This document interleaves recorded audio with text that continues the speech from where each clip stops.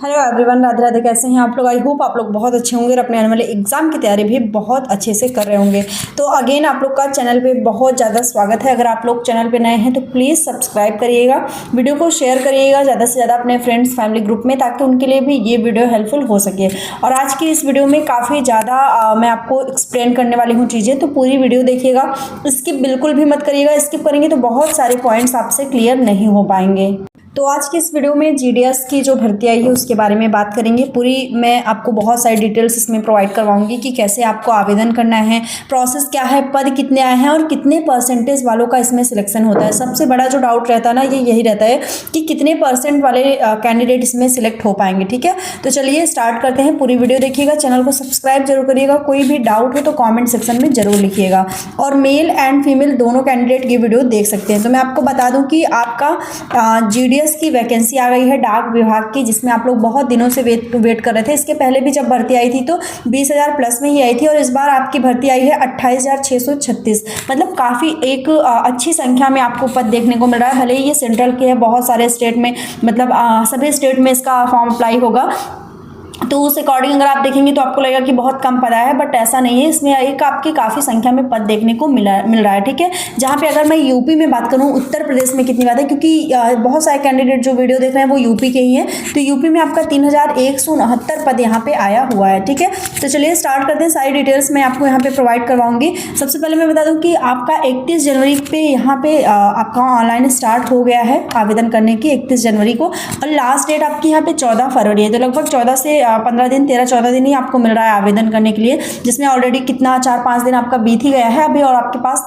लगभग 8 से 9 दिन और बचे हैं आवेदन करने के लिए। ठीक है, तो अगर आप जीडीएस में आवेदन करना चाहते हैं, 10वीं पास हैं आप, तो आप आवेदन कर सकते हैं, क्योंकि ये आपकी मेरिट पे भर्ती है। आपका यहाँ पे मेरिट पे सिलेक्शन होने वाला है। ठीक है, मतलब आपको कोई भी ऐसा फीस मतलब कोई भी आपका एग्ज़ाम वगैरह ये सारी चीज़ें आपकी यहाँ पे नहीं रहने वाली है। यहाँ पे अगर मैं बात करूँ तो आपको 18-19 फरवरी को आपको यहाँ पे करेक्शन डेट आएगी, जो कि आपको फॉर्म करेक्ट वगैरह करने के लिए आएगा। तो यहाँ पे आप आवेदन कर सकते हैं। बाकी यहाँ पे जितने भी जनरल और मतलब जो ओबीसी ईडब्ल्यूएस वाले हैं उनको 100 रुपये ऑनलाइन फीस देना है, और जितने SC/ST हैं वो यहाँ पे अपनी फीस 0 रुपये देंगे, यानी उनको कोई भी चार्ज नहीं देना है, आवेदन शुल्क कोई भी नहीं देना है। ठीक है, जनरल ईडब्ल्यूएस ओबीसी वाले 100 रुपये देंगे, और SC/ST वाले कोई भी फीस यहाँ पे नहीं देंगे। यहाँ पे आपकी जो आयु है वो 18 से 40 के बीच में होनी चाहिए, यानी कम से कम 18 और ज़्यादा से ज़्यादा आपकी यहाँ पे उम्र 40 साल होनी चाहिए। 18 से 40 के बीच अगर आप हैं तो आप यहाँ पे आवेदन कर सकते हैं। तो देखिए यहाँ पे जब आप आवेदन वगैरह कर लेंगे, जब आपकी लिस्ट आएगी तो 6 लिस्ट यहाँ पे आती है।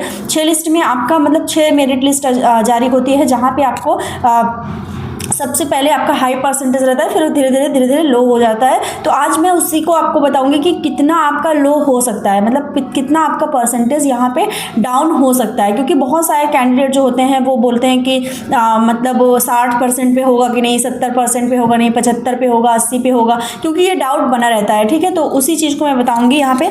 इसके पहले मैं आपको बता दूँ कि जो आपकी जीडीएस की भर्ती आई है, इसमें 3 तरह के पद आपके आए हुए हैं। सबसे पहले आपका बीपीएम का पद है, ठीक है, उसके बाद एबीपीएम का पद है, उसके बाद आपका यहाँ पे डाक सेवक का पद आता है। तीनों को मैं आपको कार्य बता देती हूँ कि क्या क्या आपके काम रहते हैं। यहाँ पे जो आपके सबसे मतलब बोलूँ डाक का जो आपका डाक सेवक का पद रहता है, उसमें स्टाम्प की आपको बिक्री करनी होती है। इसके अलावा आपकी जो भी डाक होती है उसको डिलीवर करना होता है। ठीक है, तो ये आपका डाक सेवक का काम होता है।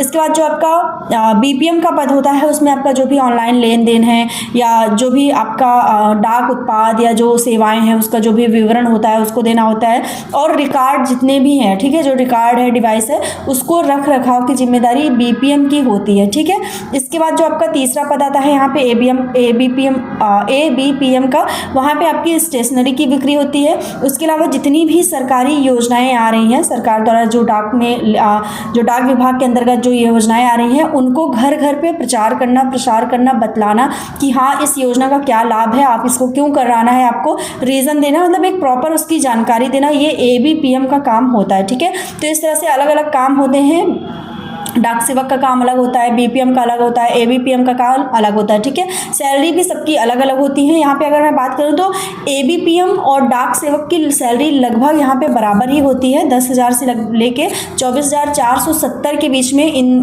दोनों की सैलरी होती है यहाँ पे।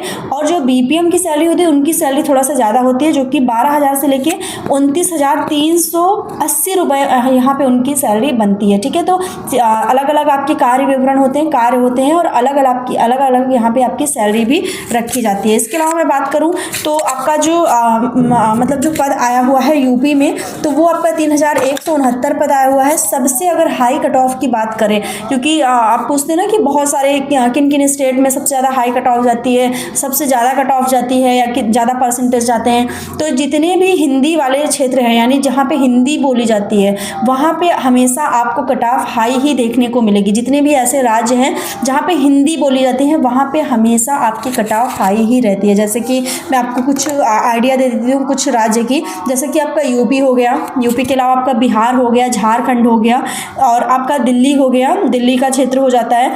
फिर आपका एमपी हो जाता है, एमपी के अलावा अगर आपका उत्तराखंड है, और यहाँ पे आपका हरियाणा भी आ जाता है, हरियाणा के अलावा झारखंड। इन स्टेट में आपकी हमेशा कट ऑफ हाई ही रहती है, ज़्यादा होती है। यहाँ पे आपको 99%, 100% भी देखने को मिलता है। हरियाणा वगैरह क्षेत्र में आपका 100% पे सिलेक्शन होता है। ऐसे आपकी फर्स्ट लिस्ट, सेकेंड लिस्ट दोनों में ऐसा हो सकता है। तो ऐसे क्षेत्रों में आपकी कट ऑफ हमेशा हाई रहती है। और अगर आप इन क्षेत्रों से हैं तो आपको क्या जानना है, मतलब आपके लिए जानना क्या ज़रूरी है कि अगर आप 80% पे हैं या 82% पे हैं तो आपको आवेदन करना है कि नहीं, ठीक है, ये आपको जानना ज़रूरी है, ठीक है। तो यहाँ पे देखिए, जैसे कि मैं आपको बता दूँ कि यूआर की यहाँ पे सीट यूपी में अगर बात करूँ तो 1,328 आई हुई है, ओबीसी की 830 आई हुई है, एससी की 588 आई हुई है, एसटी की 62 आई हुई है, ठीक है। ईडब्ल्यूएस में आपको 291 सीट देखने को मिलेगी, और जो आपकी सीट बच जाती है 3,169 में, वो आपकी पीडब्ल्यूडी में चली जाती है, ठीक है। तो इस तरह से आपका यहाँ पे सीट विवरण है, जिसमें आपकी 6 मेरिट लगेगी। जब आपका यहाँ पे मेरिट लिस्ट आएगी तो 6 मेरिट आपकी लगेगी, जिसमें पहली जो आपकी मेरिट लिस्ट आएगी उसमें 99 से लेके 100% वाले लोगों का ही सिलेक्शन होता है, ठीक है। फर्स्ट लिस्ट में कभी भी 80% वाले सिलेक्ट नहीं होते हैं, वहाँ पे 99 से लेके 100% के जितने भी कैंडिडेट होते हैं उन्हीं का सिलेक्शन होता है, ठीक।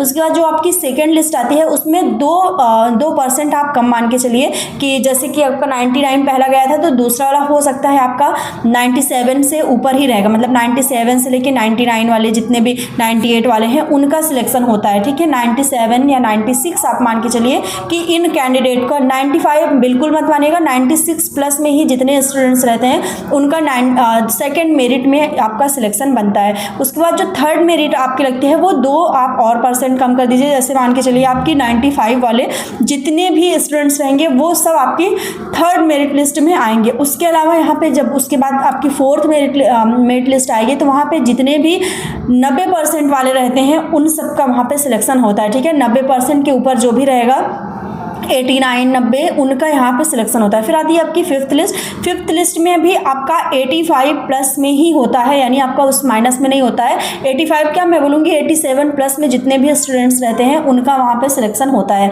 और जो आपकी लास्ट आती है जो मेरिट लिस्ट आती है वहाँ पे भी 85 प्लस कैंडिडेट को वहाँ आपको देखने को मिलेंगे, ठीक है।